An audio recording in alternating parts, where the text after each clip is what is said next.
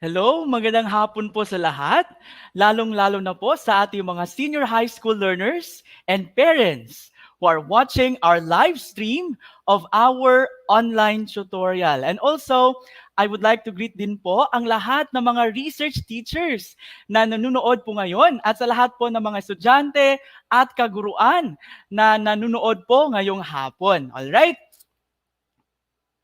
At magandang hapon din po sa lahat ng ating online viewers.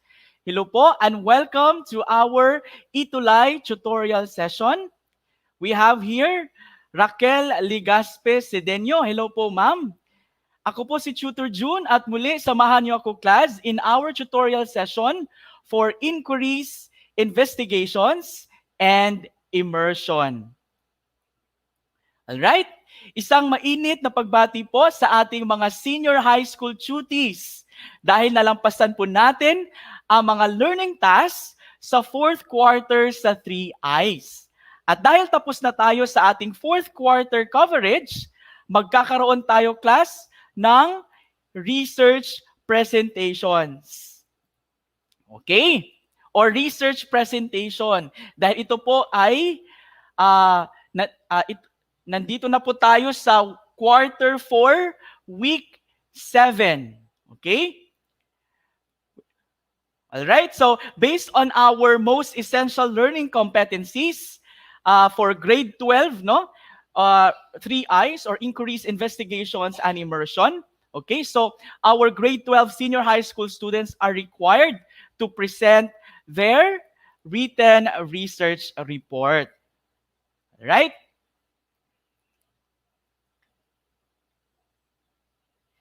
So for our session today or this afternoon, please welcome our research presenters coming from Ormoc City Senior High School. Okay, student researchers.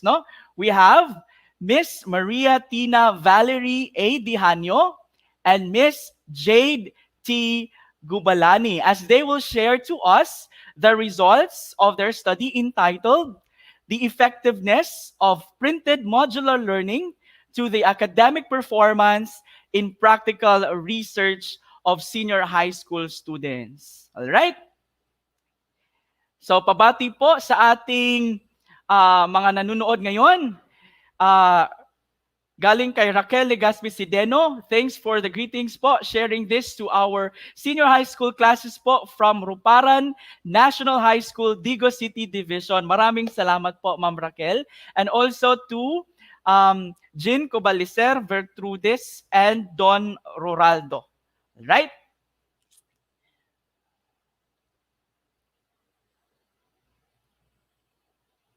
Good day to everyone. I am Maria Tina Valerie Dihanyo and will be presenting today our conducted research study. But before that, let us first delve in about the background of this study.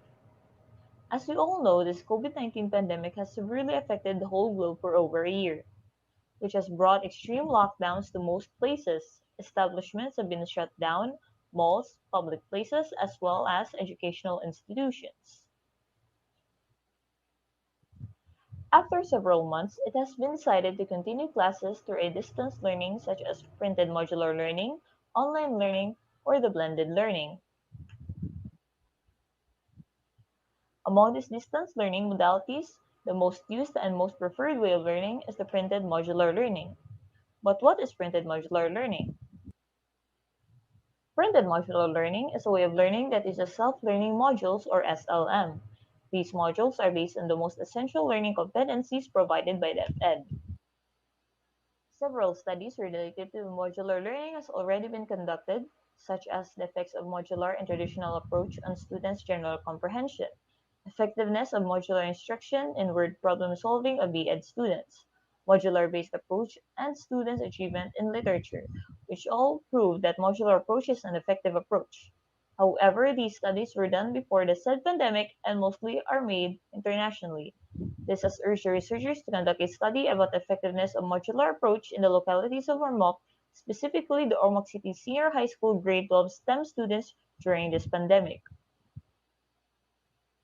The researchers then came up with a study entitled "The Effectiveness of Printed Modular Learning to the Academic Performance in Practical Research of Senior High School Students," which aims to answer the following questions. 1. What is the pre-test score of grade 12 STEM students in practical research? 2. What is the post-test scores of grade 12 STEM students in practical research? And finally, is there a significant difference between the pre-test and post-test scores among grade 12 STEM students? Good day to everyone. My name is Jade Gablani, and I'll be the one presenting to you the methodology part of the study. This study used a one-shot case study pre-experimental research design where there was no any control group to compare it with, and a particular group is composed to an experimental treatment and measured afterwards. Through this design, the researchers compared the pre-test scores and post-test scores of the respondents in the subject practical research, where the treatment would be the new way of learning, which is printed modular learning. So as you can see, we have pre-test and post-test, which were the instruments used by the researchers in gathering their data. The pretest is comprising of items related to practical research 1, since these lessons were tackled by the students through face-to-face learning during their second semester in grade 11. On the other hand, post-test is comprising of items regarding Practical Research 2, since Practical Research 2 was tackled by the students through printed modular learning during their first semester in grade 12. As you can see, both tests with 50-item researcher-made tests, which were content validated by 3 licensed research teachers and reliability checked through test retest, which yields an excellent reliability. So the next one is the sampling method. Here we have a total of 113 population size. These were the grade 12 STEM students who took printed modular learning during their first semester in practical research. And 88 of them were taken to be the sample size of the study through simple random sampling with the use of a spinning wheel. The next is the intervention. So the intervention or the treatment that the students or the respondents have undergone is the new way of learning, which is printed modular learning, which were provided by the Department of Education. So the next chapter we'll be tackling is about the results and discussions of the study. So in this section, I'll be presenting to you the answers for the specific questions mentioned earlier. So the first question, it is about the pre-test scores of students in practical research. As you can see, they have gained a 30.59 as mean scores out of the 50-item test among the 88 respondents. On the other hand, post-test scores of the students in practical research 2 have gained a total number of 34.11 as their mean scores out of the 50-item test. This is among the same 88 respondents. So as you notice, our pre-test scores and post-test scores, the post-test scores is quite higher compared with the pre-test scores. Lastly, the researchers wanted to find out if there is a significant difference between the pre-test and post-test scores. So below is an example of a t-test analysis among the pre-test scores and post-test scores done by the researchers. By the way, this is a two-tailed t-test since the researchers only wanted to find out the significant difference, meaning there is no specific directions. Also, you might notice the highlighted values such as the t-statistics and the t-critical two-tailed values, since these are the values that will be needed in determining the significant difference between the pre-test and post-test scores. So in determining the significant difference, we'll be using a t-distribution. But first, let us take note of our t-statistic values and the t-critical values, as well as our null hypothesis, which states that there is no significant difference between the post-test and the pre-test scores. So here is an example of a t-test distribution where the shaded end parts of the curve are what we call as the rejection region, where if our t-statistics falls in either of that region, then we shall reject our null hypothesis and will be affecting our alternative 1. Our alpha is equal to 0.025, which was coming from our 95% confidence level subtracted to 100% and divided by 2 since Again, this is a two-tailed t-test. Our critical values are located in this area, and as you notice, there are two t critical values since this is a two-tailed t-test. And for our t statistics, it is located on the rejection region, specifically on the left side of the curve since it is a negative. Therefore, with a 95% confidence level, the null hypothesis stating that there is no significant difference between the post-test and pre-test scores of students has been rejected, and therefore a significant difference indeed exists among the two groups. Moreover, a negative t-statistics also implies that the pre-test scores are lesser than the post-test scores. Thus, printed modular learning is effective to the academic performance of senior high school students in practical research. And for the recommendations, for the future researchers, they can carry out a thorough investigation of the study, such as an interview among the students after the treatment, to understand deeper about their experiences, opinions, and insights about printed modular learning and its effectivity towards them as learners. This is possible once the COVID-19 pandemic is over, where face-to-face is already allowed. The future researchers may also explore other subject areas such as science or mathematics. With this, they may be able to obtain data that will be further interpreted and discussed, which will help to the overall findings of the research study. So before I end this presentation, a friendly reminder to everyone that despite this global pandemic, the new normal settings we're facing right now, the changes, despite all of these, it is still possible for us to learn significant things and to do significant things because nothing indeed is impossible. And if you put your mind to it and do your best on it, surely you could succeed. Thank you for your attention.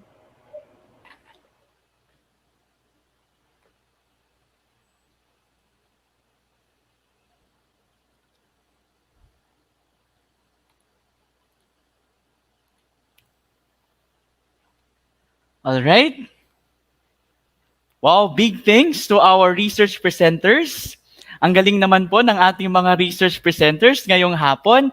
With that, I would like to invite them, our research presenters, Ms. Dehanyo and Ms. Gobalani, to join us here again in our platform.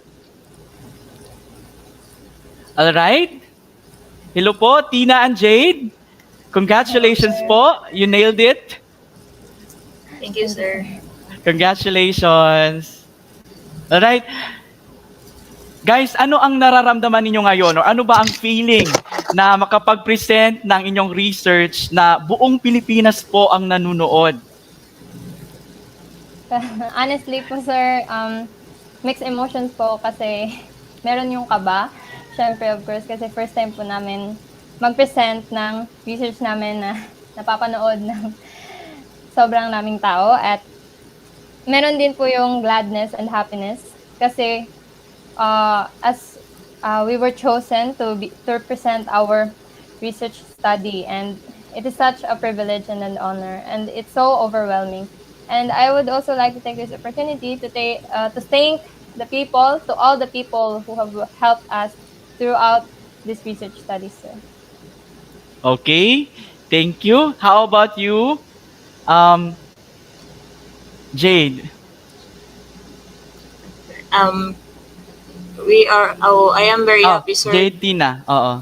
I am very happy, sir, to be given this opportunity, sir, that our research to be shared to everyone, sir. Lalo na't marami din mga students ngayon na hindi nakakapag-conduct ng studies nila dahil sa pandemic. And Pandemic, opo. Oo. yes, and this is an opportunity for them, sir, na malaman nila, sir, na kaya din nilang gumawa ng research study nila, sir, kahit sa kalagitnaan ng pandemic. Okay. So maraming salamat, Tina and Jade, no? Parang nakapagbigay kayo ng inspiration sa lahat ng mga senior high school students ngayon na nanonood ngayon na hindi hadlang yung pandemya para hindi tayo makapaggawa ng isang research paper. Okay, so congratulations for coming up with a full-blown research paper, especially on your research title, no, on the effectiveness of printed modular learning to the academic performance in practical research of senior high school students. So marami pong nagko-congrats sa inyo ngayon. Oo, sabi ni Christine Riquelmin, congrats. Alright, so si Sir Jun lamang po ay na-disconnect and we will try to um, give him back dito sa ating inquiries, investigations na subject. Ayan, so let us once again have our Tutor Jun. Thank you so much po. Alright. Ito na po, nawala po yung internet connection namin dito sa school. Alright. So again, as what I've said or what I've mentioned earlier, kung meron po kayong mga tanong, just feel free to write your questions in our live streams comment section in relation po sa presentation at sa study ng ating mga presenters ngayong hapon. Right? Okay? Sige. So, I think wala pa po tayong mga tanong pero meron pong mga pagbibigay ng ah, congratulations po at kudos sa inyong research. So sabi ni Zenpai Carl, congrats, research is one of the most tedious subjects. O mahirap po talaga yung research, no? Sa especially because it takes a lot of effort and of course time para po makapagawa tayo ng isang research paper. All right? But kudos for the accomplishment and the dissemination of your research findings. Galing naman. And we have Abril Ayuban present from Mindanao. Alright? So unang tanong ko, class, ako na lang muna yung magtatanong. Alright? Uh, Tina and Jade, how did you gather or collect your data? Or paano kayo nakapag-collect ng data given yung learning modalities natin at given na meron tayong standard health protocols na fina-follow or kailangang dapat sundin? Since sir, hindi po tayo makapag-conduct ng surveys ng face-to-face, we use the Google Forms sir as our medium of data Alright? collection. Since ang ginagawa lang namin yan is gagawa kami ng questionnaires nila sir na sasagutin nila, tapos yung link, isasend lang namin sa kanila with their consent Okay. para hindi na magkuha namin yung data na kailangan namin. Okay, so ang ginawa ninyo is nag-administer kayo ng inyong instrument through the use of Google Forms. Yes, Okay. sir. Hindi ba mahirap, class, pag retrieve ng mga data kasi online yung ginagamit ninyo? Hindi ba mahirap sa let's say sa mga respondents ninyo na makapag-answer sa instrument using Google Forms? Hindi naman Um, sir kasi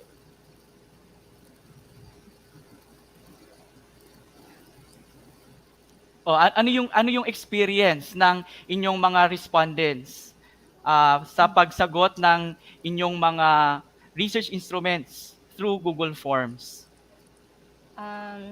yung based on our experience, Oh, sir, yes, Jade. yung pag-gather ng data is medyo mahirap, sir, kasi yung Opo. iba Mm-mm. walang load at yung iba mahirap mahirap i-reach out kasi yun nga hindi face to face, minsan lang mag-online or ganyan-ganyan, and given that we have 88 respondents tapos konti lang po yung pagpipilian namin ganyan, from out of Mm-mm. a population of 113. But 113. Mm-mm. yes, but thankfully nagather naman lahat. Okay. So, kuan lang, follow up lang. Ah, Yes, sir. kulit-kulitin yung mga respondents. Oo. Every now and then, kinukulit natin para sumagot ng ating mga ah, ng ating survey instrument. But of course, with the informed consent, 'di ba? 'Di ba? That's yes, one sir. of the research ethics na kailangan, no? Before natin pinapasagot or pinapasagutan yung ating mga instruments, dapat yung mga respondents kailangan mag-fill up muna ng informed consent form para alam nila kung ano yung purpose at aim ng ng research ninyo at alam nila kung saan papatungo yung data or ah, a- paano mapoprotect yung rights nila, especially yung confidentiality and anonymity, no, ng mga respondents. All right? Now, second question, class, no? Bakit magkaibang test questionnaires ang ginamit ninyo sa pagkuha ng pre-test at post-test or pre-test at post-test scores, which is yung pre-test questionnaire ninyo is from Practical Research 1 at saka yung post-test questionnaire ninyo is from Practical Research 2. Yes, sir, about that. It's because, sir, yung pre-test, meaning wala pang nagaganap na treatment. So, napag-decision na namin ang practical research gamitin kasi, yung practical research one specifically, kasi itong lesson na to, tinakol ng mga students or respondents through face-to-face or the traditional way during their second semester in grade 11. Dito naman sa post-tester, meaning naganap na yung treatment. So, merong continuation yung practical research 1, which is practical research 2. So, ginamit namin yung uh, parang um, content ang aming post-test kasi tinakol ko sa two specific So, we decided Yung audio mo, Jade, parang hindi hindi ka namin naririnig masyado. sorry, sir. Okay, So, let okay, me repeat. pakiulit. Okay, pakiulit, Jade. Okay. So, in our pre-test, ginamit namin yung practical research 1 since these lessons were tackled by the students or respondents during their through face-to-face, which where Okay. That's traditional that's way, that's before pandemic. yes, Before pandemic, tradition, opo. Mm. yes, traditional way of learning, meaning wala pang nagaganap na treatment. So, yun yung ginamit namin. And tinakol nila to during their second semester in grade 11. On the other hand, dito naman po tayo sa post-test. Yung post-test is composed of practical research too. It is because these lessons were tackled by the researcher during pandemic where new way of learning na yung uh, way of learning, which is printed modular learning, meaning may naganap na treatment na. So, ginamit namin to at gumawa kami ng researcher-made test out of these lessons. Okay. Okay. Now, Jade, paano ninyo na-establish na walang significant difference in terms of the level of difficulty ng dalawang test questionnaires? Kasi magkaibang test po 'yan. Yung first test questionnaire nyo is taken from the contents are taken from Practical Research 1, while the other tests are taken from the contents in Practical Research 2. Okay. Paano nyo na-establish na walang significant difference or similar lang yung level of difficulty ng dalawang test questionnaires? About that, sir, well, we purposely chose practical research since meron siyang continuation, so medyo related lang sila.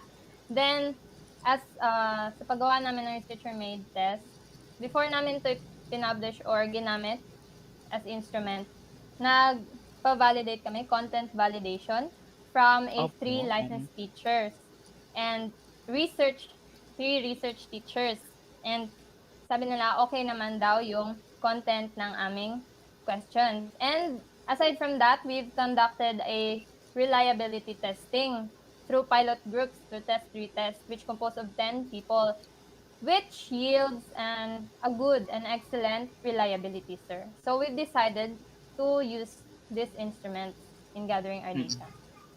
Okay. So, nag-content validation kayo at meron din kayong ginawa na reliability test, test retest at saka meron ding I think sa paper nyo meron ding equivalent forms reliability test para makita, 'di ba, yung if similar lang yung dalawang magkaibang test. Okay? So, pwede nating gamitin din class or para sa ibang mga students na nanonood, we can use equivalent forms reliability test para tingnan kung similar lang ba yung ating dalawang test in terms of especially the level of difficulty. All right? Now, meron ba tayong tanong sa ating comment section? Parang wala. Puro congratulations. Okay, so again, kung meron po tayong tanong sa grupo, pwede nating isulat sa ating comment section para sagutan po nila. Okay? Now, last question ko, Jade and Tina. Given the number of samples in your study, which is 88, which is basically more than 30, right? Yes, Yes, sir. sir. Oo. Then why did you use t-test instead of a z-test? Yes, about that, sir. At first, we were actually confused on what to use. Actually, naging kampante kami sa t-test. And then we found out na, oo nga, no, 30 or less pala yung appropriate numbers of samples. So, yun, nag-search kami and then we decided to consult a statistic teacher. Then, Statistician. Oo. Yes, sir. From yes, from what school? from from Ormoc City, New Ormoc City National High School, Pwede sir. ba nating batiin si statistician para Yes, pasalamat sir. din po? His name is Sir Dave Kanyas, sir, from All right. New Ormoc City Senior High School. Yes, he was Y- our former statistic teacher in grade 9. Okay. Mm-mm. And he suggested that we use a z-test. So, okay, I've decided to use a z-test. However, we found out that z-test is only applicable in independent groups. However, our research study, we've used dependent groups where the groups are only one group. We've been testing one group lang po, sir, yung tinetest namin. So, nag-ask Dependent din. samples or paired samples, tama ba? Take Yes, sir. the data uh, two data or two let's say two groups of data are taken from only one group. That's why it's Yes, called sir. paired sample or dependent. Okay, dependent Yes, sir. sample. Mm-mm.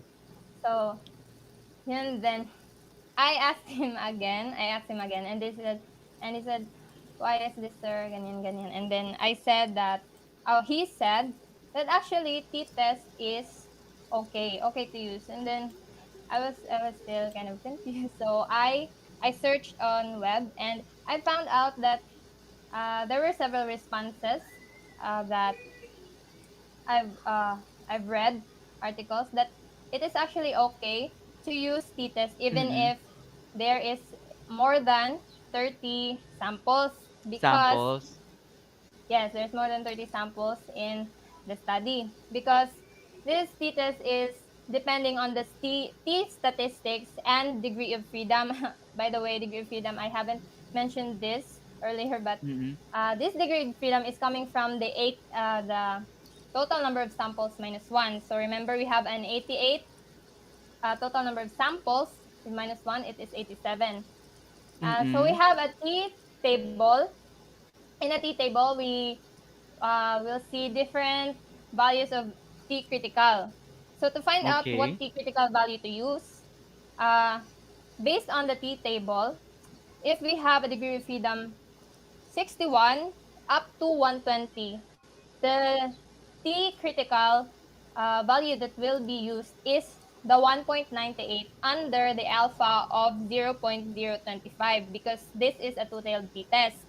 Mm-mm. And so, Jade, excuse me, bakit again 0.025?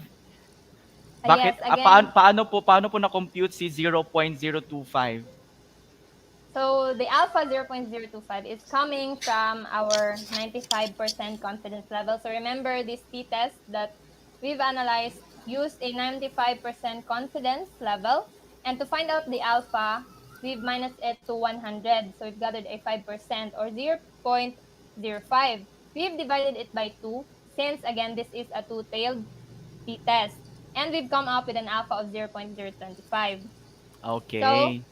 yes, under that alpha, there we've gathered a 1.98 T critical with a degree of freedom of 88. And we've compared it with the T analysis we've done in Microsoft Excel. And we found out that it's actually the same. So we've decided to use this since it's it's applicable naman pala. So that's it, Mm. sir. Thank you, Jade. So, meron ding software or analysis tool yung Microsoft Excel. Tama ba, Jade? Yes, meron po silang data analysis sa t-test, specifically paired t-test. Yun po yung ginamit All namin right. kasi magkaiba po kasi yung nagagather na t-critical or anything else kung independent yung ginamit namin or hindi two-tailed. Dapat, pwede po kasi doon i-specify. So that's why big help po talaga Okay. yung Microsoft Excel. Okay. So, ginamit nyo yung Microsoft tool na especially yung Microsoft Excel. So, para po sa ah, information ng lahat, no? Um, meron tayong tinatawag na data analysis tool pack sa Microsoft Excel. So, um, ito po ay friendly to use, no? Kasi hindi po gaanong mabigat yung of course yung software, unlike yung mga available na mga softwares like SPSS, 'di ba? Yung karamihang mga estudyante nagda-download sila ng SPSS, which is yung Statistical Package for Social Sciences, na hindi gaanong friendly, tsaka kailangang pag-aralan talaga, especially sa mga let's say kung paano mag-analyze using SPSS. But meron po tayo para sa information ng lahat, no, meron tayong tool sa Microsoft Excel na makakapag-analyze ng ating data through data analysis toolpack. Yan yung ginamit din ng ating researchers ngayong hapon. Alright? Sige. So, meron ba tayong mga tanong? May tanong pa po ba? Okay, so again, congratulations, Tina and Jade, for uh, presenting, of course, your results, the findings of your research uh, na sa nationally, no? Buong Pilipinas po ang nanonood. So, parang big thank you kay you accepted the challenge na mag-present kahit I know kinakabahan kayo at first kasi parang ah, parang na-anxious kayo na sir, maraming nanonood at saka live po ito. But I know class na kayang-kaya nyo. So that's why talagang kinaya nyo yung pag-present at saka pagsagot ng mga ating mga questions sa ating question and answer at saka open forum. Alright? Sige. So I think wala na pong mga tanong, pero sabi ni Raquel Legaspi, congrats Ma'am Tina and Ma'am Jade. Wow! Parang ma'am na talaga, no? Parang expert na yung ating mga senior high school student researchers. Alright. Congratulations po, sabi ni Ars Lanpart. Alright. Okay. So since it's already time, so maraming salamat, Jade and Tina, no, for that, for a wonderful presentation and for a very informative presentation on your research. Okay, Thank you, so, sir. okay, sa mga Thank you, hindi sir. po makapanood ng ating weekly live tutorial sessions, you may follow me sa aking Wakelet account na nakalagay sa inyong mga screens or pwede rin scan ang QR code na nasa inyong mga screens. Ang ating recorded videos ng Live tutorial sessions in inquiries, investigations, and immersion are compiled in our Wakelet account. At iyan po ang ating online tutorial sa linggong ito. See you po in our next tutorial session. Same time, same day. This has been your Live tutor, Sir June, na nag-iwan ng katagang, the research of today shall speak the innovations of tomorrow. Thank you and happy researching!